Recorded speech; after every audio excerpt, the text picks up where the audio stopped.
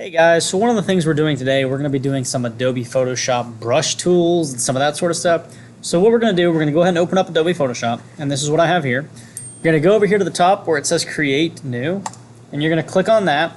That's going to bring up your window for creating a new document, which is what we're going to do.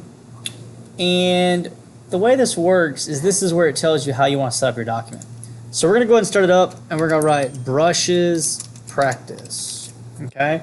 And then we're going to change this from pixels to inches. And then we're going to do 8.5 by 11 because that's our normal size we're going to use. Now resolution. When it says resolution, what you need to think of is your dots per inch. Okay, so DPI. So we're going to change this to, on this one we'll just do 150. That's a good size. It's a little bit better than 72. Leave everything else this way and click Create. Now, what we're going to do is we want to always make sure that we are in the same workspace. So if you go to the top where it says Window, and then go to Workspace and do Essentials Default, that's where we're going to pretty much always be working in. So it's just good to know that's where we need to be at. And then what we're going to do is we're going to open up, if you go under Window and you go over to Brushes, that'll open up your Brushes tab. Okay? So what we can do here is if we know we're wanting to do a certain kind of brush, because if you look, you currently only have the brushes that it comes with. So like we have this brush right here, want to do something like that. If you ever right click on your document, it shows you the size and you can change it that way too.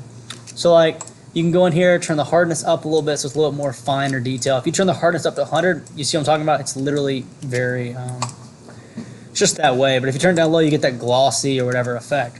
Now, the other thing you got to think about here is that, let's see, if we go backwards, so we have to undo that and then we have to do undo brush tool.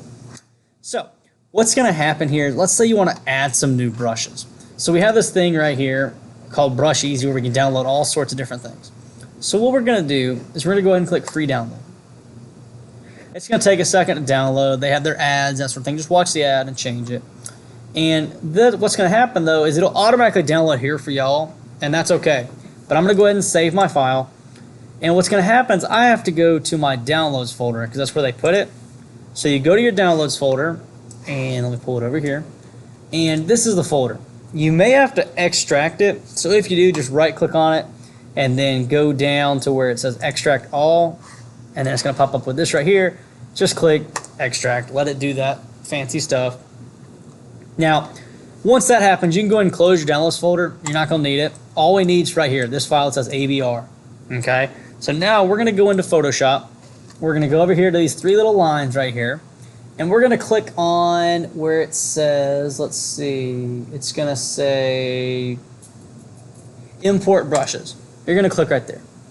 Then you're going to go and we're going to find that folder we just did, which is in our Downloads folder. You're going to double click on it. You have to make sure this is the extracted one, not the one that's zipped. But now we'll double click right here where it says Spray Paint Photoshop Brushes. Okay? It's then going to put it in a separate folder down here now called Spray Paint Brushes.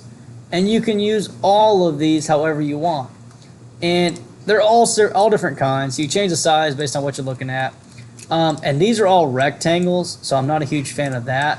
But it gives you an effect that you can mess around with and do that sort of thing. And some brushes have more features than others. So you get that like splotchy effect.